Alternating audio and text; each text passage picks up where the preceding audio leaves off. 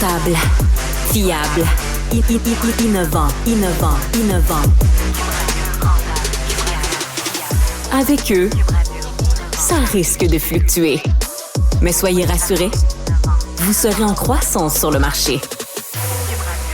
Francis Gosselin. Philippe Richard Bertrand. Un duo qui prend pas ça pour du cash. Bonjour et bienvenue dans ce nouvel épisode. Philippe Richard Bertrand, qu'est-ce qui a attiré ton attention dans l'actualité cette semaine? La première chose qui a attiré mon attention, c'est, je ne sais pas si vous avez vu ça, là, mais bon, le grand patron de Garda s'est payé un deuxième vignoble. Ah, il y avait déjà un autre vignoble. En Californie. Ah, OK. Là, j'ai fait un peu de voyeurisme. Excellent article de Sylvain Larocque, notre collègue dans le Journal de Montréal. Il faut comprendre que Stéphane Crétier est un milliardaire canadien. Il est basé à Dubaï. C'est un Québécois. C'est lui qui a fondé Garda. C'est pas Garda qui achète le vignoble, c'est lui personnellement. Il va payer 56 millions de dollars pour ça. Petite somme, rondelette. Mais ce qui m'a stupéfait, c'est que c'est en Californie et c'est quand même la marque, ou c'est le vignoble Cliff, qui est très, très connu, honnêtement. Alors, j'ai été très étonné de ça, mais c'est un gros investissement. Puis, il explique dans l'article que c'est en faisant un souper en Italie, tout bonnement, qu'on lui a suggéré que ça serait peut-être un bon investissement immobilier. Et lui et sa conjointe ont décidé de se faire cet investissement immobilier-là. C'est quand même surprenant. C'est quand même surprenant. Ce qui est aussi surprenant, Phil, c'est que l'entreprise a reçu 300 millions de dollars de subventions, de prêts, du gouvernement du Québec. Donc, évidemment, on devine que c'est pas les mêmes coquilles, là, les mêmes corporations, mais c'est quand même assez spécial que 300 millions est reçu d'un bord puis 56 millions sort de l'autre. Puis je pense pas que le 300 millions, c'était pour acheter des vignobles en Californie. Ouais, mais c'est une autre entreprise. Là. C'est de l'investissement privé. Oui, mais peut-être qu'il aurait pu mettre ce 56 millions de son propre argent dans sa propre compagnie. Il y a plein de façons de le voir, là, mais c'est quand même un peu singulier. L'autre truc qui est étonnant, pas très étonnant, mais comment les riches sont riches, c'est qu'évidemment, tout ça se fait, Philippe, non pas par sa petite Inc. De l'avenue du Mont-Royal à Montréal, mais par une société du Delaware qui s'adonne à être un genre de paradis fiscal au plein milieu de l'Est des États-Unis. Donc, essentiellement, il y a des enjeux intéressants de fiscalité autour de cette entreprise-là. Puis à la fin, Phil, Garda, on n'aime pas, mais c'est quand même, c'est pas non plus les Calinours, hein, c'est quand même une compagnie de gros bras qui peuvent possiblement ils ont une armée, by the way, aujourd'hui. Plus pas à Montréal. Une milice légale. Donc, encore une fois, tout ça, pour moi, est intéressant, on va se le dire. Donc voilà, c'est tant mieux pour lui. Hein. J'espère que le vin sera bon puis que dans ses prochains voyages en Italie, il pourra impressionner ses amis à la table. Bon, sinon, écoute, il y a eu un rapport là, qui était intéressant, Phil, concernant le prix des aliments, en fait, qui a été dévoilé là, par la Banque du Canada. Et évidemment, ce qu'on apprend, c'est que dans le problème de la concurrence là, dans le domaine de l'alimentation continue d'être un enjeu. Ça fait en sorte qu'on anticipe que même si la plupart des prix de l'économie vont se stabiliser là, à l'horizon fin 2020, comme mi à fin 2024, il se pourrait que le prix de l'alimentation, lui, continue d'augmenter. Il y a quand même un vrai enjeu là, dans la mesure où, comme tu le sais, Philippe, l'alimentation, contrairement à d'autres biens de l'économie, c'est pas vraiment compressible. Tu peux faire comme il faisait au Venezuela, le Maduro Diet. Je sais pas si c'est déjà ça. Il y avait tellement de problèmes économiques que les gens, en moyenne, avaient perdu du poids, comme la moyenne des Vénézuéliens. Ça ferait du bien aux États-Unis, par contre, pas ici. Oui, mais blague à part, je pense qu'on veut quand même que les gens mangent à leur faim au Québec et au Canada. Donc, en tout cas, ça reste un petit enjeu. Puis pour moi, bien évidemment, on voit la plupart des autres prix qui, tranquillement, convergent vers la cible de la Banque du Canada. Le seul qui continue de résister, là, c'est vraiment le prix des logements. Ceci dit, on a eu, là, petite parenthèse, là, c'était pas dans cette nouvelle-là, mais on a eu des bonnes nouvelles sur les mises en chantier au Québec en septembre. Oui, il y a une petite augmentation. Une grosse augmentation. Ça a doublé par rapport à la même période l'année dernière. Bon, ça avait été une relativement mauvaise période, mais ça reste qu'on est revenu là, dans des territoires un petit peu plus confortables. Donc, ça peut permettre d'anticiper, si ça se maintient à ce niveau-là, que d'ici environ un an et demi, on retrouve une forme de... Encore une fois, c'est pas que les prix vont redescendre. En fait, je réitère, là, je fais de la pédagogie de l'inflation, mais les prix vont arrêter d'augmenter. Puis idéalement, évidemment, si les salaires, eux, progressent, ben, ça va nous permettre de réatteindre un nouveau pouvoir d'achat moyen au Québec. Parle-nous du journal Métro. Oui, Métro Média, vous savez, c'est ce journal qui était distribué, qui était gratuit, qui a décidé de se mettre sur la loi de la protection de la faillite. Oui. Ce qu'on apprend dans un article de ce jeudi, le jeudi, le 19 octobre, c'est vraiment spécial. Le syndic qui a été nommé, OK, a réalisé que l'entreprise a pour à peu près 2,4 millions de dettes, qui ne sont non garanties. Donc, tu comprends que ces gens-là risquent de tout perdre. La deuxième affaire, c'est que la seule actif de la compagnie, c'est que la compagnie attend des crédits d'impôt à venir d'à peu près 2 millions de dollars. OK? Donc, tu sais, tu dois 2,4. Il y a 2 millions qui vont rentrer. Par contre, il y a une phrase qui m'a fait sursauter, OK, du syndic, parce que ça Moses que ça regarde pas bien pour l'ancien propriétaire.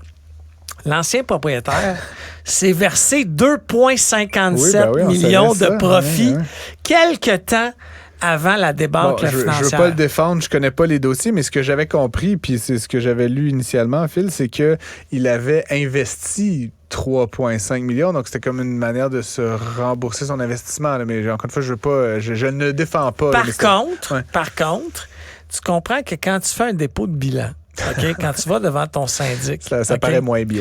Mais deuxièmement, le syndic peut revoir cette transaction-là, peut te redemander de payer cet argent-là. On en a déjà parlé ensemble lors d'un débat où on n'était pas d'accord. C'est un cas, OK, de parce que j'ai lu dans le Journal de Montréal, là, j'ai pas plus de détails que personne, autre que d'avoir lu l'article qui est très bien fait. Honnêtement, ça regarde pas bien. Puis c'est exactement pour ça que je disais que les lois sur la faillite devraient être resserrées. Il paraît qu'ils se sont partis à un club, lui puis Stéphane Huot. Du groupe là. Hey, sans oublier, puis je finis là-dessus, que la Ville de Montréal, tu comprends, en plus de toute cette déconfiture-là, qui se soit payé 2,57 millions de dollars de remboursement, la Ville de Montréal venait d'y donner une subvention d'1,2 million. Donc, il a utilisé la subvention pour se payer personnellement. Alors ça, on appelle ça des crosseurs. Ah, écoute. Oui. Moi, j'aime pas ça, les gens comme ça. S'il y a des gens qui veulent me donner des millions, je peux vous donner mon numéro de téléphone. J'accepte les virements. Tu acceptes les subventions. Les bitcoins. On termine, Philippe, avec cette espèce de grand sujet là, qui est évidemment fascinant pour nous qui sommes à la radio, à Cube. Cette fameuse loi là, qui est toujours pas en vigueur. Hein. C'est plus comme une menace de quelque chose à venir. Évidemment, les deadlines là, se rapprochent. Je crois que l'adoption devait se faire en début d'année 2024. Je parle évidemment de la loi C-18. C'est une loi qui est censée forcer les, entre guillemets, là, les géants du web à payer les médias pour qu'ils puissent diriger du trafic sur leur site. En tout cas, j'ai toujours trouvé ça un peu absurde comme libellé d'une manière de voir le monde. Finalement, les médias sociaux servaient bien la cause des médias d'information en redirigeant du trafic. Puis après, à ces médias-là, nous inclus, d'afficher des bannières, de faire de la pub, etc. Donc évidemment, depuis que ça a été annoncé, les géants du web, Facebook en tête, le Facebook carrément maintenant bloque carrément tout le partage de nouvelles. Pour moi, mon fil Facebook est rendu complètement inintéressant parce que entre mes amis, ce que j'aime discuter, c'est d'actualité. Puis quoi de mieux qu'un article d'un média pour partir la discussion? Maintenant, c'est absent. Il y a des gens qui font des captures d'écran. Ce que je ne comprends pas, c'est qu'il y en a qui passent. Il y a des articles qui sont pas bloqués. Ça se peut. Écoute, ça, c'est étonnant. Ce dont je voulais parler, par contre, c'est que, Facebook, évidemment, fait son mécréant, mais de l'autre côté, il y a quand même Google, qui était l'autre là, principal au banc des accusés. Et Google a quand même pris le pari de jouer un petit peu avec la ministre Pascale Saint-Onge, là, qui a remplacé Pablo Rodriguez au patrimoine. Et donc, Mme Saint-Onge, en fait, ce qu'elle dit, c'est qu'ils sont à la table, ils négocient avec Google, et Google a fait une proposition qui me semble intéressante. Je ne sais pas si ça va passer, je ne sais pas comment ça va se faire concrètement, évidemment. Mais l'idée, puis je vais revenir un peu fil à la loi. Là. La loi, ce qu'elle obligeait, c'était d'indemniser les médias, mais elle obligeait et Facebook, et Google, et n'importe quel autre à aller voir chaque média canadien et de négocier one by one les genres d'entente. Fait que, tu sais, à toi, je te donne 3 piastres et quart, à toi, 4 piastres et 28. Et donc, c'était comme un peu absurde comme manière de fonctionner et totalement improductif. Puis après, il y avait toute une question de c'est quoi un média. J'ai eu cette conversation-là avec Mario Dumont plus tôt cette semaine, mais tu sais, toi, t'es-tu un média? Moi, je suis un média. Ouais, si je me pars mon site, le francesgosselin.com, puis que je fais un blog une fois par semaine, je suis évidemment pas un média. Mais si je t'embauche, puis qu'on est 2, puis si j'embauche Tristan en régie, puis qu'on est 3, puis si on est 4, puis si on publie 5 articles par semaine, 5 articles par jour, c'est quand qu'on devient un média. Un influenceur, c'est un média. Puis encore une fois, je veux pas rentrer dans ce débat-là, mais à un moment donné, la définition, évidemment, dans la tête de ces gens un peu déconnectés à Ottawa, c'était les médias qui existent. Là, c'était la presse, le Devoir, le Journal de Montréal, le Globe and Mail. Et ultimement, pour moi, encore une fois, qui a été beaucoup dans le domaine des médias depuis 20 ans, ça empêche la naissance de nouvelles formes d'expression. Là, right? C'est comme on va prendre les 14 grands médias canadiens puis on va les protéger ad vitam aeternam au détriment de toi puis moi qui se partent une petite feuille. Là.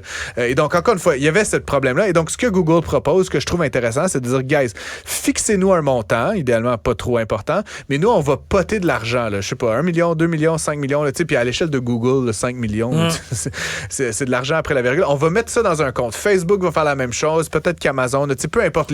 Ceux à qui ça s'applique vont poter de l'argent, puis vous démerderez avec l'argent qu'il y a dans le pot. Un peu comme l'exemple là, qui me vient en tête, puis qui est cité souvent, c'est le fonds des médias là, qui fonctionne. Bon, je sais que certains sont critiques de ce modèle-là, mais qui fonctionne de manière transparente. Je veux dire, t'es Québécois, tu donnes tant, t'es de là, tu donnes tant, puis à la fin, le fonds des médias, à chaque année, ils prennent 300 quelques millions et ils le redonnent à la production télévisuelle, à la création numérique.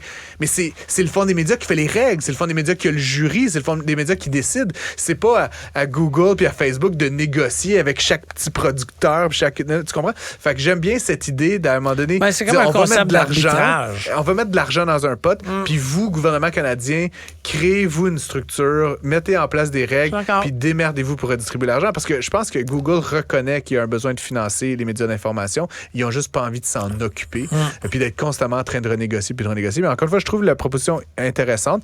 Ma question, puis honnêtement, j'ai pas trouvé réponse, mais tant qu'à créer un nouveau fonds, pourquoi on ne demanderait pas au Fonds des médias d'avoir une nouvelle branche médias d'information, et puis d'administrer ça. Téléfilm Canada et le Fonds des médias partagent déjà des ressources. Pourquoi on ne rajouterait pas comme une troisième structure, si tu veux, à cet environnement-là qui permettrait de financer non pas le cinéma, non pas la télé, non pas les jeux et le numérique, mais bien les médias d'information comme Faut juste faire attention au Canada, puis particulièrement au Québec, on est bon pour recréer des structures. Mais c'est pas ce que je dis. Pourquoi on n'utilise pas une structure existante? Encore une fois, il y a quelque chose là, je pense qu'on va suivre ça avec beaucoup d'intérêt, Phil. Donc, c'était notre revue d'actualité. Suivez-nous, écrivez-nous. studio@cube.radio. Je suis fatigué. À très bientôt. On se retrouve dans le prochain segment. Un taux d'intérêt très élevé qui défie toute la concurrence du marché. Avec Francis Gosselin et Philippe Richard Bertrand. Prends pas ça pour du cash.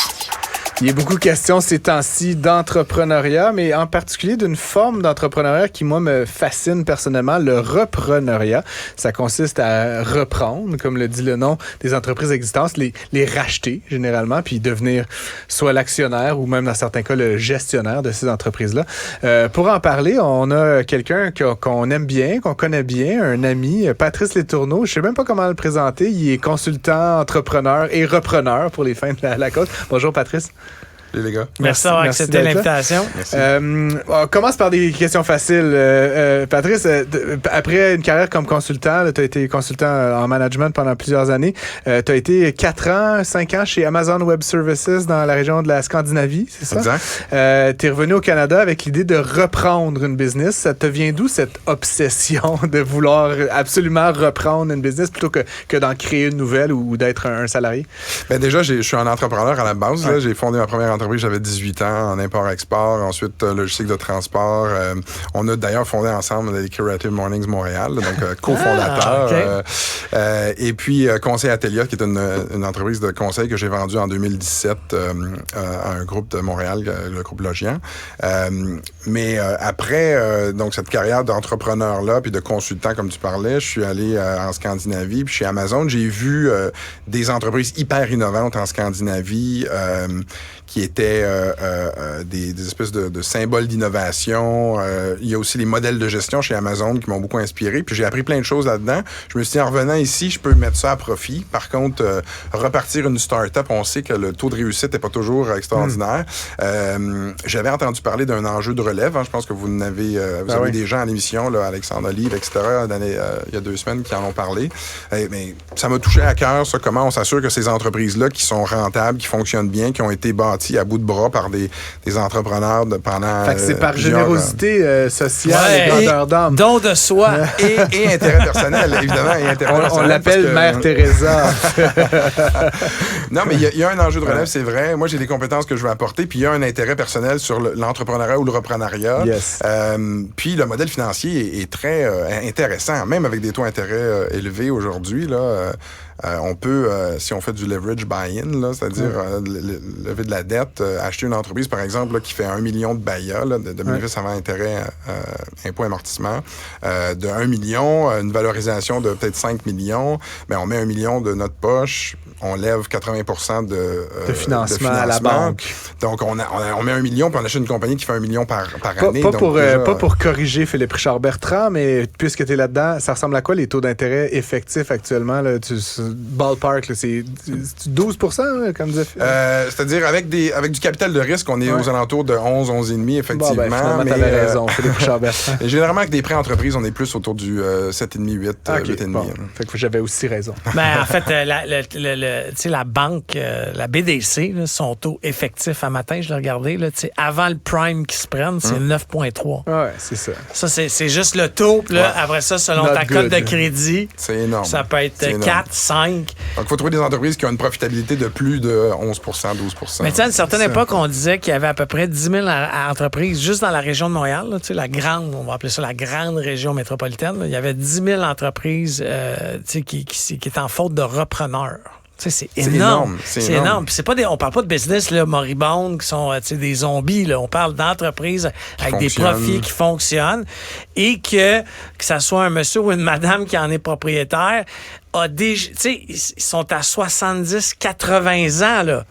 Parce qu'il y avait personne à leurs 60... Non, mais il y avait personne à 60 ans. Puis je suis curieux de ça. Moi, honnêtement, j'en connais quelques-unes d'entreprises comme ça, mais ces gens-là, dans l'entreprise, ils ont des employés. C'est-tu parce qu'ils ont négligé de penser à ça ou c'est parce que vraiment, il n'y a pas de...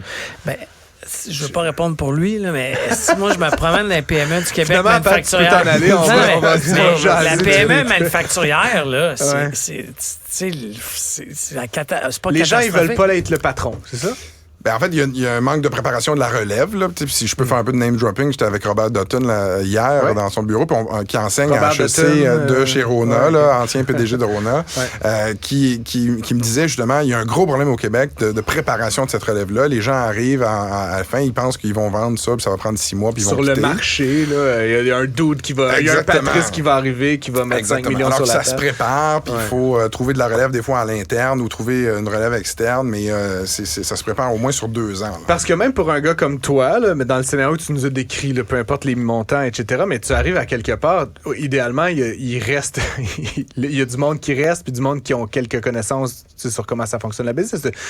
Tu préfères une business qui a commencé à penser à sa relève qu'un gars qui se débarque je veux vendre, que personne comprend comment ça fonctionne. Tu vois ce que je veux dire?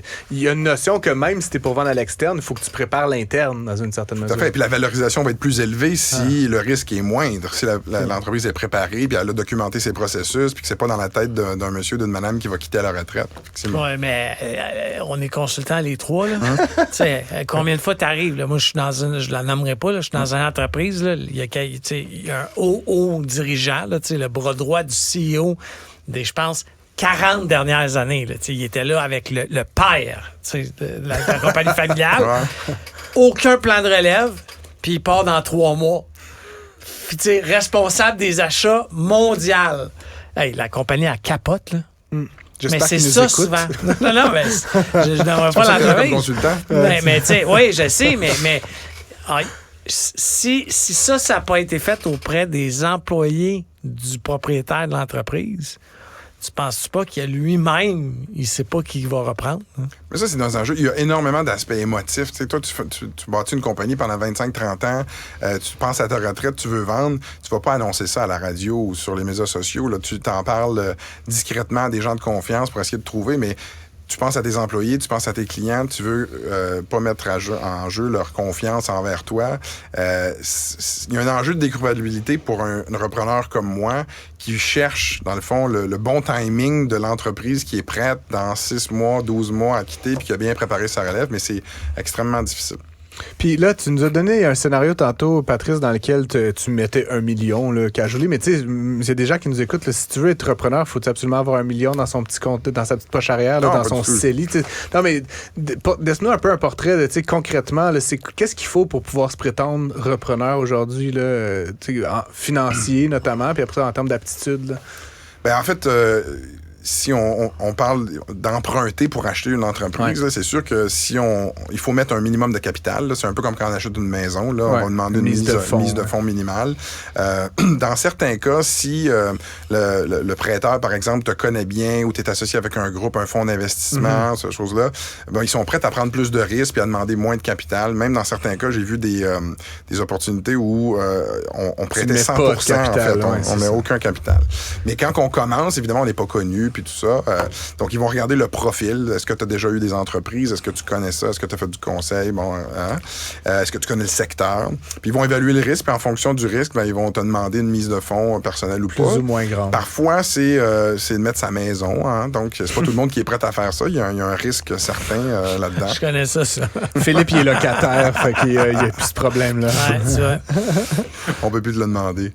Mais après, je pense qu'on peut aussi le faire à plusieurs. Tu sais, comme moi, je regarde pour faire des transactions avec des amis à moi. On fondé un fonds d'investissement qui s'appelle Oliva Capital. Super belle valeur, bel alignement. Aussi, ils sont là, pas des financiers là, pour absolument faire un flip puis une pièce facile, mais ils sont plus dans du long terme puis dans de l'accompagnement avec un vrai écosystème. Ça, c'est quelque chose qui me parle. Puis ces gens-là, ben parfois apportent soit du capital ou apportent une espèce de sécurité auprès des prêteurs, de dire, ben on connaît ça. Ils ont un bon comptable, ils ont un bon avocat, Exactement. ils en ont déjà fait d'autres, etc. Ouais, c'est ça.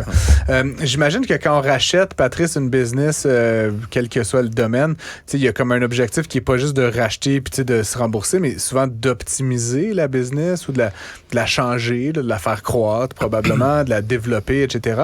T'en as peut-être pas vu des milliers, mais je pense que t'en regardes depuis un petit moment. C'est quoi les opportunités ou les lacunes des PME québécoises, que tu dis, ça serait comme un quick win, là, je sais pas, les RH, la technologie. Là. C'est quoi un peu les univers dans lesquels tu sens qu'un gars comme toi aurait le plus de valeur pour vraiment améliorer le sort d'une compagnie? Moi, ce que je vois surtout, c'est le développement des affaires. Il y a un gros enjeu à ce niveau-là. Souvent, il y a des gens qui ont leur entreprise depuis très longtemps. Ça roule un peu tout seul. Ils ont leur nom dans confortables. Ils sont confortables. Puis, ils font leur, on va dire, 1 million par année de profit. Puis, c'est bien correct. Puis, c'est pas... je parle de l'entreprise. Ça peut être 500 000. Easy. Ils sont très paresseux, ces gens-là, confortables. Non, mais... mais je veux dire, c'est amplement suffisant pour un propriétaire, même beaucoup moins, là, tu sais. Donc, on se dit, est-ce que j'arrive vers la fin de ma carrière, est-ce que je vais commencer à faire du gros développement puis à travailler 80 heures semaine pour faire de la croissance? Donc, il n'y a pas nécessairement toutes ces capacités de développement d'affaires, une équipe de vente et tout ça. Fait que ça, je pense qu'il y a de l'optimisation. Évidemment, il y a l'aspect technologie. Hein? On a beaucoup de PME au Québec qui n'ont pas nécessairement numérisé leur processus ou implanté les outils technologiques nécessaires, donc que ce soit des ERP ou autres. Puis là, arrivent de nouvelles technologies comme l'IA et tout ça qui peuvent venir changer la donne, mais on n'a pas la littératie nécessairement à l'ensemble des PME. Donc ça, c'est aussi un élément d'optimisation que je vois dans les... Bon, je sais que tu voulais pas en parler, mais on va en parler quand même. Vous avez fait un deal avec des partners récemment. Ça s'est pas bien fini. On va rester ça comme ça. Je veux pas qu'on nomme personne. Vous avez quand même investi des sous là-dedans parce que pré-acheter une compagnie, il faut faire une vérification. Des honoraires. C'est ça, une vérification diligente. Il y a des avocats, des comptables, il y a ton temps, là, puis qu'on ne compte pas là-dedans. Mais bref, ça coûte très cher. Puis bon, je suis au courant, ça n'a pas conclu votre affaire. Fait qu'on reste là-dessus. Qu'est-ce que tu as appris de ça? Ben, en fait, c'est pas dénué de risque. Hein. Si on regarde sur papier, là, je parlais tantôt de le retour sur investissement qui peut être assez intéressant. Bon, j'ai ultra simplifié mon exemple. Mais dans la vraie vie, ça se passe pas comme ça. Ce que j'ai appris, il y a un élément... on va dire d'émotivité important quand quelqu'un est en fin de carrière, c'est ce que tu disais, passer souvent à un âge un petit peu plus avancé. C'est pas toujours les plus bons côtés qui ressortent dans ce contexte-là. Ouais, puis ces gens-là, puis je les comprends, tu sais, moi, on est des entrepreneurs, on a bâti, on a fait ça à la sueur de notre front, puis là, on arrive pour vendre, il y a beaucoup d'émotions, à qui on vend, est-ce qu'on fait faire confiance, quoi avec ma business? Là, demain matin, moi, je suis qui? Moi, c'est sans cette entreprise-là.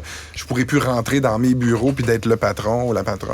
Donc, il y a un élément d'émotivité hyper important. Puis, dans la revue diligente, le due deal, comme on dit, souvent, on focus sur les éléments très hard. Là, quantitatifs, les résultats, le bailleur.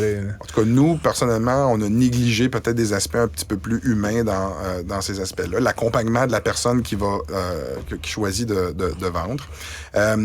L'autre chose, c'est la prise, on va dire, d'assurance. Parce qu'à un moment donné, plus on avance, c'est un processus qui peut prendre 6 mois, 8 mois, 10 mois.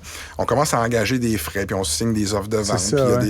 Puis normalement, ce risque-là devrait être partagé par le vendeur et l'acheteur parce que souvent, en fait, ça peut arriver que une des deux parties dise « Hey, moi, là, à une semaine de la vente, là, je décide de ne plus vendre. » Fait que là, les frais qui sont engagés, ou de ne plus acheter. Ou de ne plus acheter, hein, ça peut arriver des deux côtés.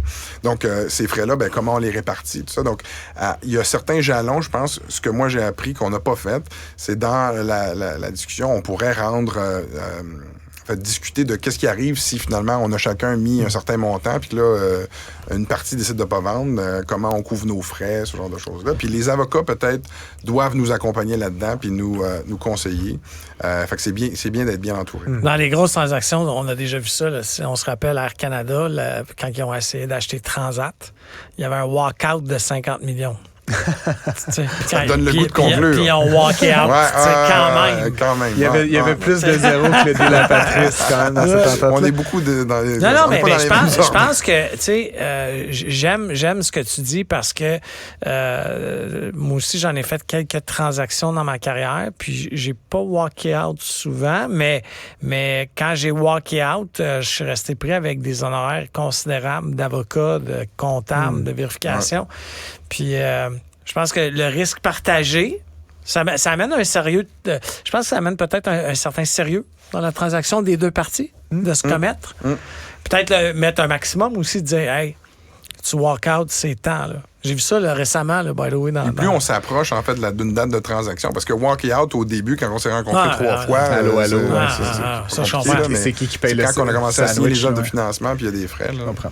Dernière affaire, tu l'as mentionné très rapidement, puis je m'en voudrais de pas te poser la question, Patrice, mais tu as travaillé chez Amazon, on n'aime pas, mais quand même, tu sais, je pense que les Québécois et pas mal tout le monde a une relation un peu ambivalente envers cette marque-là. Pourtant, pour t'avoir entendu le raconter souvent, tu dis, et je te crois, qu'ils ont des pratiques à l'interne de gestion qui sont comme du 23e siècle. Exact. Donne-moi 2, 3, 4 affaires là, que tu penses qu'ils sont, tu sais, qu'on ne sait pas nécessairement, puis que dans Amazon, c'est comme, my God, tout le monde devrait faire ça. Là, déjà, il faut faire la distinction entre Amazon et Amazon. Là. Moi, j'étais chez Amazon Web Services dans l'info nuagique. Ils vendent du cloud. Ils vendent du cloud. Donc, l'hébergement. Quand vous regardez tu faisais Netflix, pas de la livraison Exactement, je ne faisais pas de la livraison de colis. C'est pas moi qui cogne à votre porte avec son jacket la machine de à sécurité.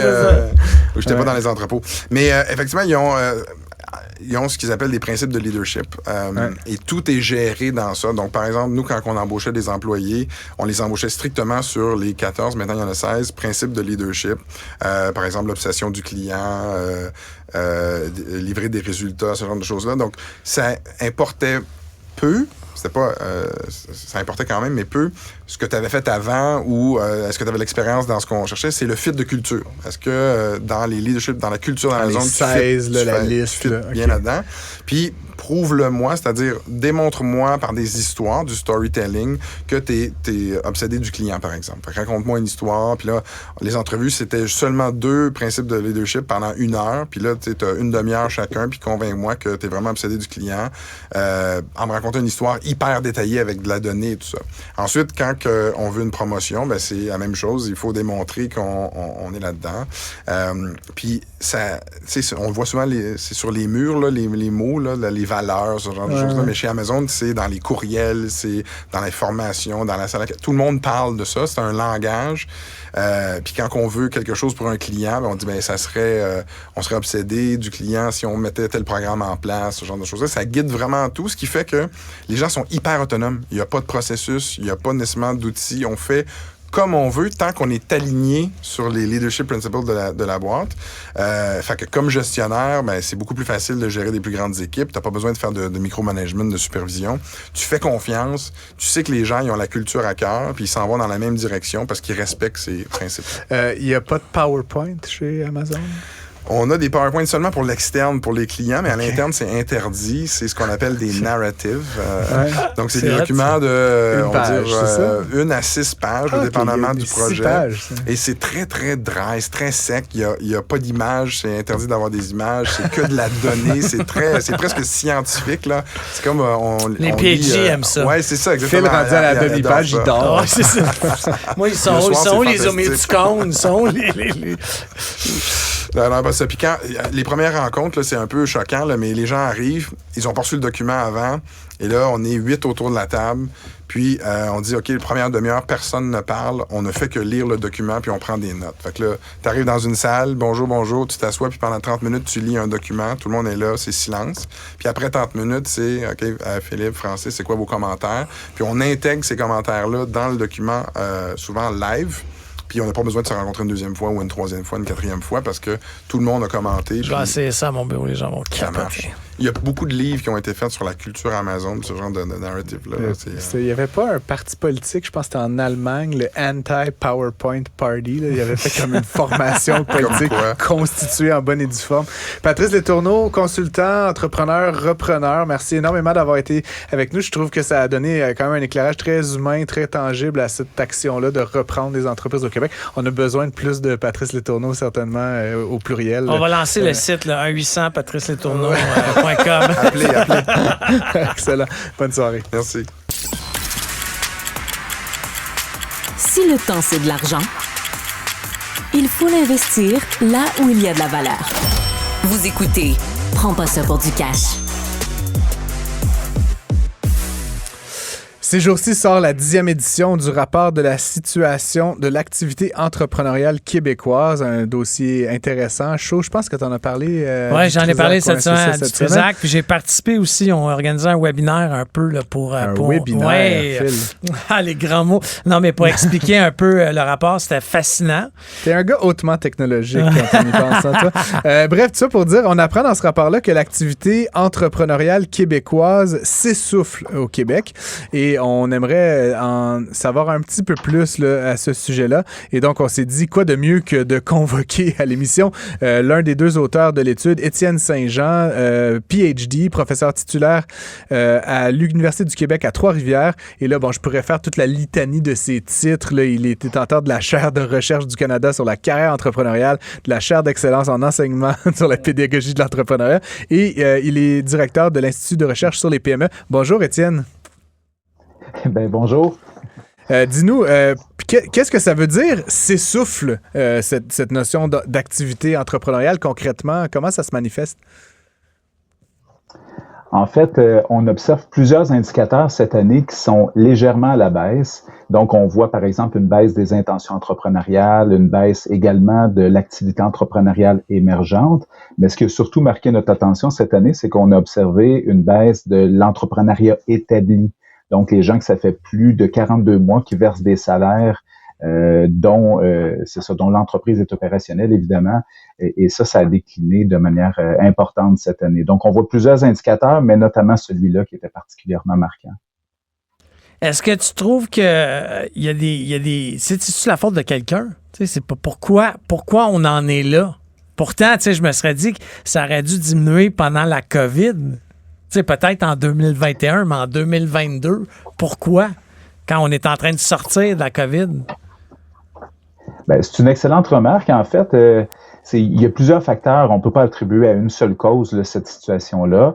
Mais année après année, ce qu'on constatait, c'était qu'effectivement, on avait beaucoup de démarrage d'entreprises, mais très peu d'entrepreneuriat établi qui était impacté par ce nouvel entrepreneuriat-là. Fait que ça nous amène des questions sur la pérennité. Mais ça fait des années qu'on l'observe avec ce rapport-là. Mais plus précisément, dans la dernière année, effectivement, on pensait que la COVID était derrière nous, mais tout probable, parce que, bon, il y a deux choses. Il faut savoir que c'est les données de 2022 qu'on a sous la main. Fait qu'évidemment, on est un peu en retard par rapport à aujourd'hui. L'autre chose, c'est que les aides qui ont été consenties pour la COVID aux entreprises ont probablement retardé l'inévitable. Hein? C'est-à-dire que quand c'était le temps de la COVID, les entreprises établies recevaient de l'argent pour assurer qu'ils ne ferment pas.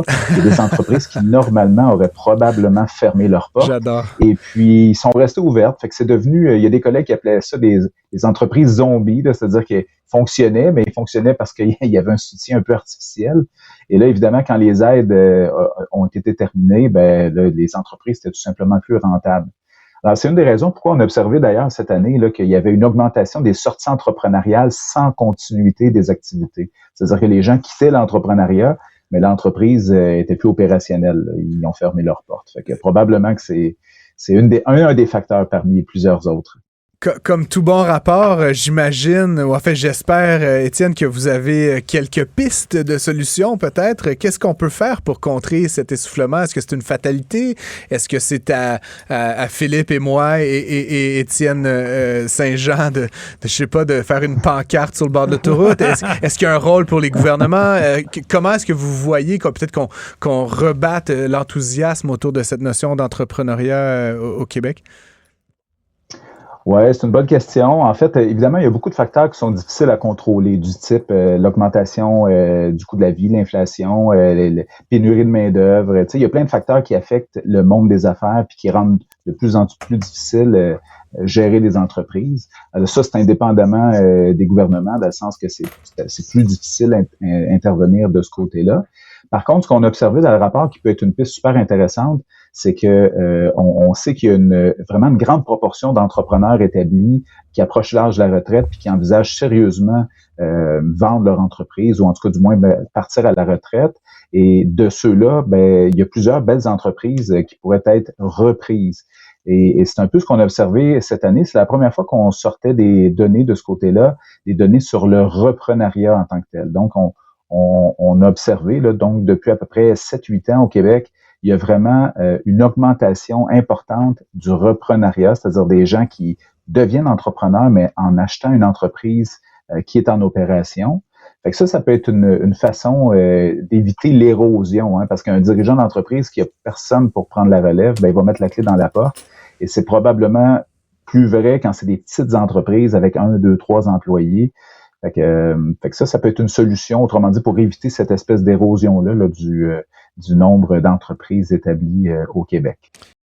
Tu parles qu'il y a un engouement pour le reprenariat. Est-ce que le ralentissement économique puis le contexte des taux élevés risque de tuer ce phénomène-là, tu sais, dans l'œuf, tu sais, dans le sens que veux pas, en ce moment, tu reprends une entreprise, les banques prêtent faut la faire financer. Ouais, tu sais, c'est 12 à 15 là, by the way, là, en ce moment. Je peux te nommer peut-être des meilleures conditions que ça, Phil. Appelle-moi après. Ouais. Oui, effectivement, c'est une super bonne remarque. Il y a plusieurs gens dans le domaine du reprenariat qui évoquent ça, effectivement, l'augmentation des taux d'intérêt, que ça peut avoir un impact sur la reprise. Mais l'argent est relativement là au sens où les banques sont de plus en plus ouvertes à prêter de l'argent, évidemment, à des taux d'intérêt peut-être un peu plus élevés que ça pourrait l'être, que ça l'était, disons, il y a quelques années. Mais des périodes comme celle-là où les taux d'intérêt étaient un peu plus élevés, on en a eu par le passé également. J'ai l'impression que les entrepreneurs vont réussir sur le long terme là, à financer ces reprises-là, peut-être un peu plus facilement. Là. Mais c'est sûr qu'à court terme, les taux d'intérêt, ça peut jouer d'une certaine façon. Par contre, quand c'est une entreprise qui est déjà bien rentable, qui fonctionne bien, qui a un potentiel, je pense qu'il y a moyen, autrement dit, là, de procéder à ces reprises-là. Là.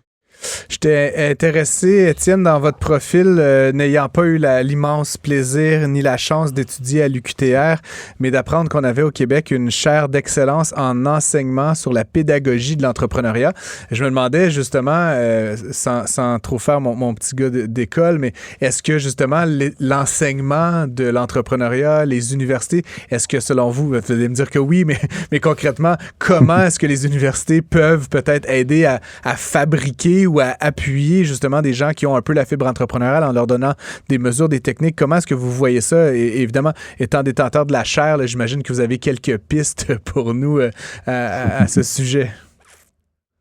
Oui, tout à fait. Ben, en fait, on a vu là, depuis peut-être 10-15 ans vraiment une augmentation du nombre de cours qui s'offrent pour l'entrepreneuriat dans les universités au Québec, mais c'est vrai partout dans le monde également.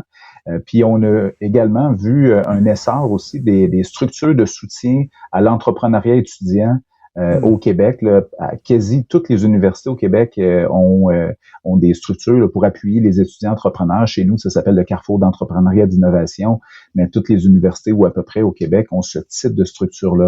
Ce qui fait que les étudiants qui ont des projets peuvent à la fois parfois prendre des cours et là, je pourrais revenir sur la question de la pédagogie, mais pourront prendre des cours en entrepreneuriat pour acquérir peut-être les bases, mais pourront également se faire accompagner par des spécialistes, donc, qui vont travailler le projet, le modèle d'affaires avec l'étudiant.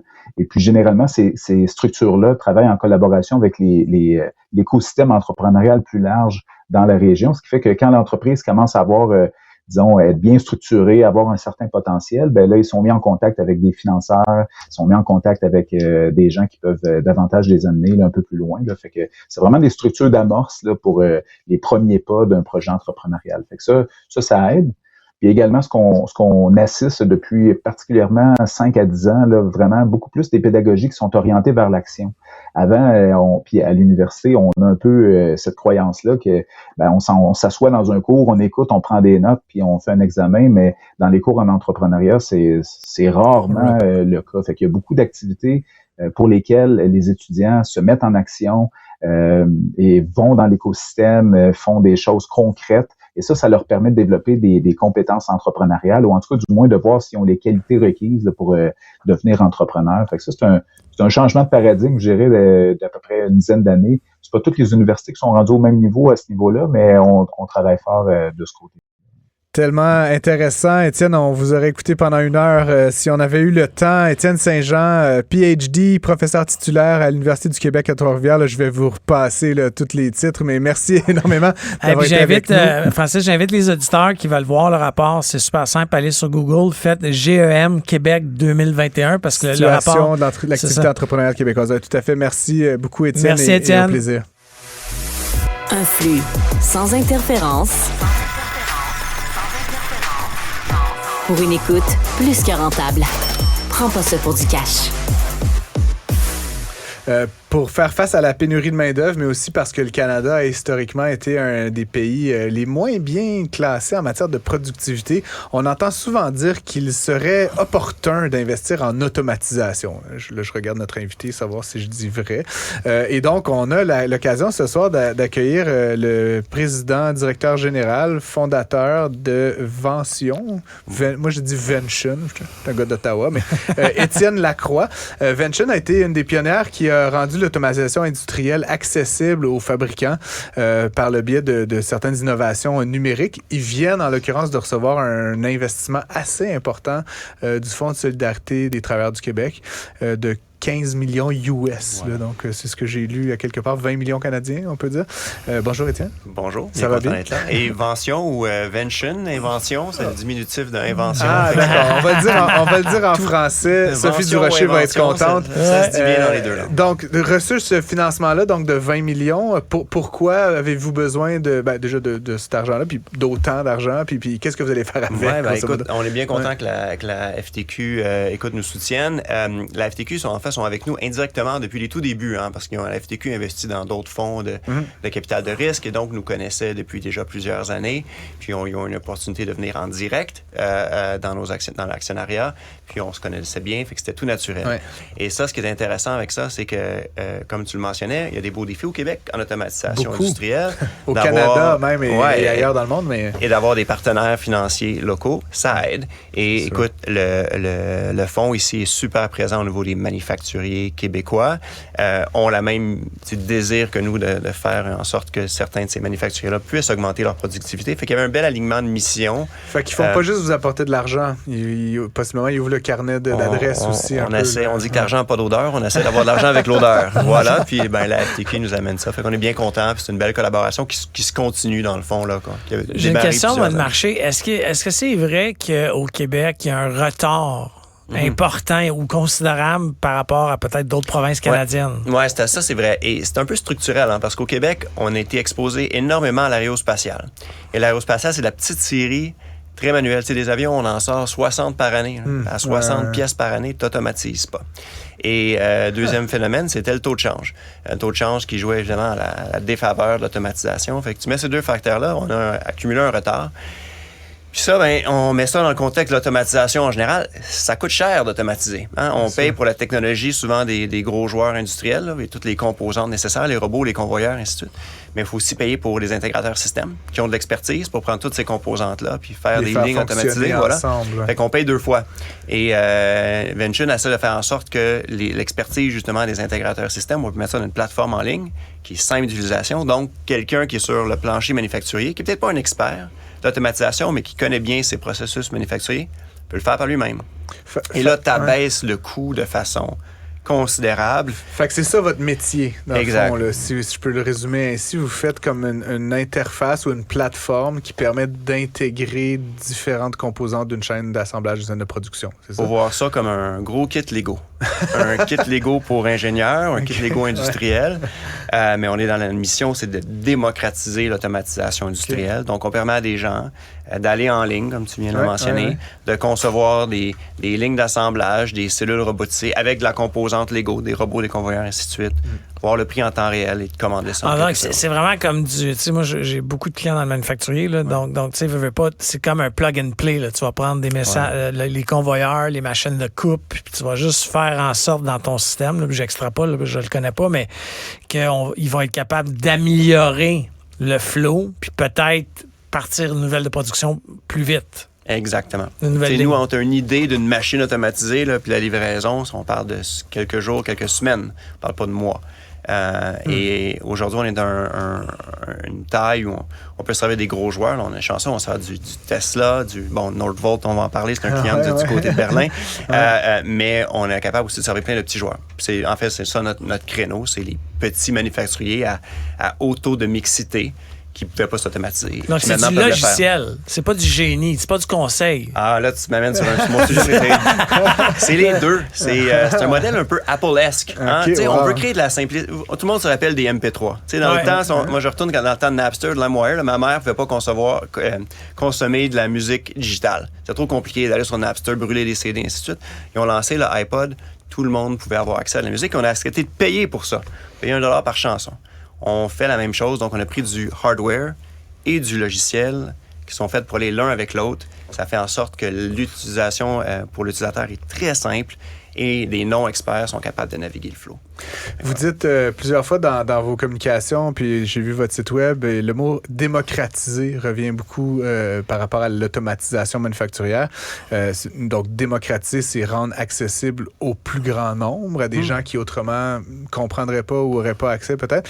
Tu nous as donné des éléments d'ordre conjoncturel, l'aéronautique, le taux de change, mais est-ce qu'il y a comme une opposition culturelle viscérale? Est-ce que les Québécois ont Rage Against the Machine? Ou Je ne crois pas. Non, mais... Je pense que nos manufacturiers ici sont juste rationnels, comme tous, bien. puis ils réfléchissent bien à comment utiliser leur dollar, puis c'était juste pas intéressant dans les conditions historiques, mais c'est en train de changer. Puis je faisais un lien en introduction avec la pénurie de main-d'œuvre. J'imagine que tu le fais aussi. Peux-tu nous expliquer un peu comment vous voyez ça? C'est une opportunité? Vous réjouissez chaque fois que vous voyez des chiffres de l'emploi? C'est concrètement tellement vrai, ça, la pénurie de main-d'œuvre. Et ça, c'est vrai partout, pas juste au Québec, c'est vrai aux États-Unis, c'est vrai en Europe également. Et avant, on faisait de l'automatisation principalement pour sauver des coûts. C'est la thèse principale. Aujourd'hui, on fait principalement de l'automatisation parce qu'on ne trouve pas la main-d'œuvre. Juste pour ça, juste pour faire. Et on voit des centaines de business cases, nous, par mois passer entre les mains. Là. La moitié, c'est des enjeux de pénurie de main-d'œuvre.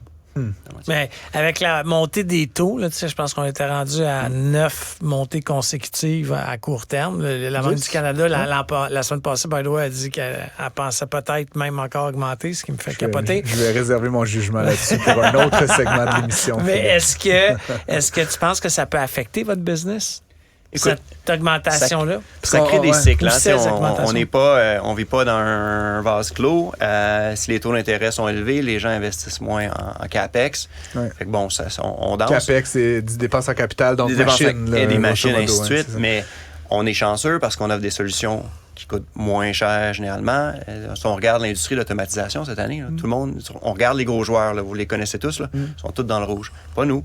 Nous, ça croît. Fait qu'on est... Fait que voilà. Fait que, parlons de croissance. 20 millions de dollars, c'est beaucoup d'argent, mais en même temps, je pense que tu ne le mets pas dans ta petite poche pour aller aux Bahamas. Là. Qu'est-ce qu'on fait? Qu'est-ce qu'on fait avec 20 millions de dollars concrètement dans une compagnie comme Vention? L'automatisation industrielle, selon comment on coupe le marché, là, c'est 180 milliards. OK. Fait que 20 millions, on va pas bâtir le prochain joueur en automatisation industrielle avec 20 millions. Au total, Vention, depuis le début, on a levé environ 165. OK. Mais même à ça, ça reste petit dans le grand par rapport à la océan, mission devant nous. Fait que comment on utilise les capitaux? Ben, c'est principalement pour l'expansion internationale. On a un bureau à Boston, un bureau à Berlin, un bureau à Montréal. Okay. Mais aussi pour développer la technologie. Il y a énormément de technologie. Nous, on permet aux gens de concevoir en 3D, de programmer sans code, de déployer des machines avec de l'assistance logicielle, qui se fait guider pas par pas. Et après ça, de suivre les opérations avec les couches analytiques, et ainsi de suite.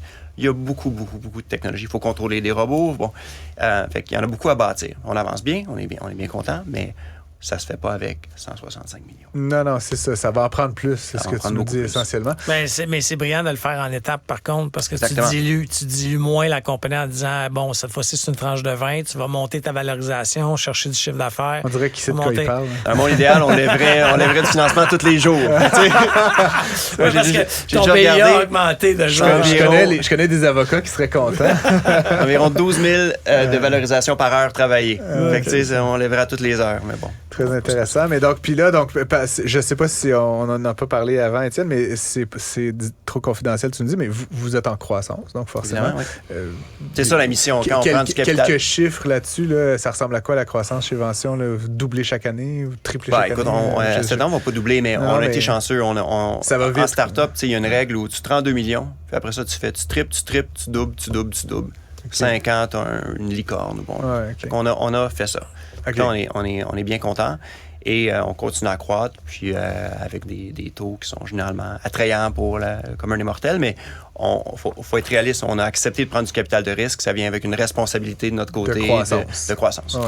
Ouais, dans tout ce que tu as vécu dans cette aventure-là, c'est quoi la chose que tu dis, hey, ça, là, j'ai tellement appris sur ce point-là? Ça change par étapes. Hein. On va le réinviter à chaque année. En fait. Vous êtes tous des entrepreneurs. Comme entrepreneur, c'est le plus beau métier du monde. C'est d'avoir une autonomie aussi grande, de pouvoir bâtir. C'est tellement intéressant. Après ça, chaque phase de croissance nous fait apprendre. Aujourd'hui, on a une grosse équipe. On a environ 300 sur plusieurs continents. C'est des enjeux de gestion complètement avec des investisseurs assez qualifiés. Là. On a Bain Capital, on a Fidelity, on a plusieurs... Est-ce que tu étais prêt, toi? Je faisais 300, même plus de 300. Là. Tu te sens, je sais pas, moi, demain matin, tu me donnes 300 personnes à gérer. C'est un peu angoissant. Ça se fait progressivement. On s'entoure bien. On a une super belle équipe de direction. Okay. Fait qu'on, voilà. Ça se fait progressivement. On se fait conseiller, bon, et ainsi de suite. Mais est-ce que j'étais prêt? Oui. Et donc, la question à Phil, la chose, le 19 octobre 2023 là, que tu retiens là, de tout ce parcours jusqu'ici, c'est quoi la chose que tu as appris qui t'a frappé le plus? Il faut être énormément résilient. Je pense que si on n'a pas un désir profond de résilience là, et de self-motivation, je pense que c'est mieux de ne pas le faire. Est-ce que un de nos invités nous disait tout à l'heure que les Québécois, ou en tout cas le Québec, souffrait peut-être en développement des affaires, puis là, clairement... Il nous manque des ingénieurs de modèles d'affaires. Okay. On a tellement des bons ingénieurs au Québec, mais personne ne sait comment bâtir un modèle d'affaires. Et ça veut dire... C'est un drôle de type d'ingénieur, ça, quand même. Mais pourtant, là, bâtir un modèle d'affaires, c'est tellement mathématique. Il y a un coût d'acquisition par client, il y a un basket moyen, et tout ça, c'est de l'ingénierie de système pur et dur. Et d'être capable de réfléchir à ça. Mais c'est du data analytique. Ouais. Faut être capable d'analyser. C'est drôle parce que moi, je suis un gars d'HEC. Je suis comme... Non, mais ça, c'est ce que moi, je fais. C'est pas ce que les ingénieurs font. Mais c'est intéressant. C'est un point de vue. Je donnais... à Montréal, on a le Santec, que vous connaissez peut-être. Le super bon incubateur. Je donnais des cours là, une fois par année. Puis j'avais une étudiante qui avait travaillé sur un projet pendant plusieurs années. Et elle recyclait un certain matériel. Puis je lui demandais une question, puis ça faisait 2 ans qu'elle était sur son projet. Puis je lui demande, écoute, il y a combien de tonnes dans le monde de trucs comme ça à recycler? Puis elle me donne son chiffre, puis elle dit, sont-ils toutes dans la même géographie ou c'est dans 2, 3 géographies? Ils sont dans 3 géographies. Ça coûte combien bouger la tonne de géographie A à B pour la recycler avec ton usine? Puis, OK, fait qu'il n'y a pas de marché. Tu sais, c'est un marché de 15 millions. Pourquoi tu perds ton temps avec 15 millions de marchés? Puis on oublie de faire ce genre de travail. On a perdu 2 ans à travailler sur un truc qui servait à rien. J'ai été au mentor au Santec. Je pense que je sais de qui tu parles. Je viens de on ne cite personne à l'émission. Mais c'est super important de faire ce genre de calcul-là à journée zéro pour s'assurer qu'on a des modèles d'affaires résilients. Ça va être plus dur qu'on pense. Les units économiques vont être moins solides qu'on le pensait au début.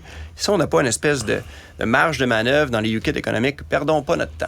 C'est des marchés, on prend les fameuses trottinettes électriques. C'est des units économiques négatifs. Pourquoi la seule personne qui va réussir là-dedans, c'est le winner take all. Oui. Là, il y a 20 joueurs, la moitié sont déjà morts. Et Francis va être très content. Non, mais c'est tellement une perte. C'est les modèles d'affaires, il y en a un qui va gagner, on va avoir brûlé beaucoup plus de capital que de valorisation qui va être créée. Tout le monde est en train de perdre son temps. Dans l'ensemble du marché, tu veux dire. Je termine en te demandant si on te réinvite en 2028. Étienne, à quoi tu vas ressembler? Alors, plus de cheveux gris. Oui. J'avais pas de cheveux gris quand j'ai...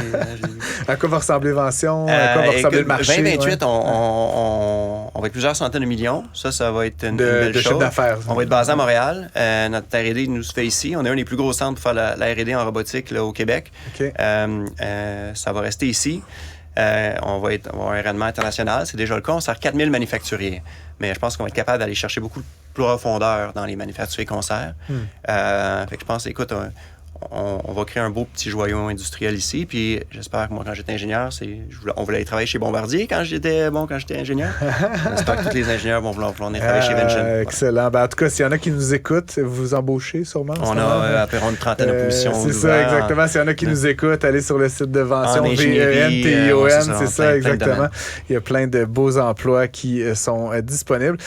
Merci énormément d'avoir été avec nous à l'émission. Félicitations, évidemment, encore une fois, pour cet investissement important dans votre parcours. Étienne Lacroix, PDG de Vention.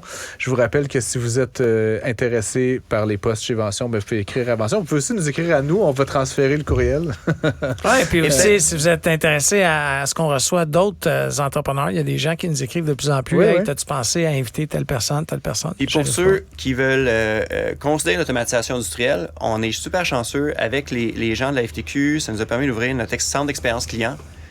Plein de Lego pour ingénieurs à visualiser, tester. Donc, les manufacturiers d'ici qui veulent venir... ça me parle. Y a-tu dit Lego? Qui veulent venir évaluer si des trucs sont faisables ou non. Ça, c'est basé où? C'est à Montréal, ici, à Saint-Henri. Gratuit d'utilisation. On reçoit environ 3-4 compagnies par semaine. Et ça nous permet d'éduquer les gens ici. Voilà. Donc, je disais, vous pouvez nous écrire, Philippe Richard-Bertrand et moi, studio@cube.radio, et continuez de nous écouter à toutes les semaines. Et c'était un grand plaisir d'avoir un invité fabuleux pour finir l'émission aujourd'hui. À la semaine prochaine. Ne ratez plus rien. Cette émission est aussi disponible en balado sur l'application ou en ligne au cuberadio.ca.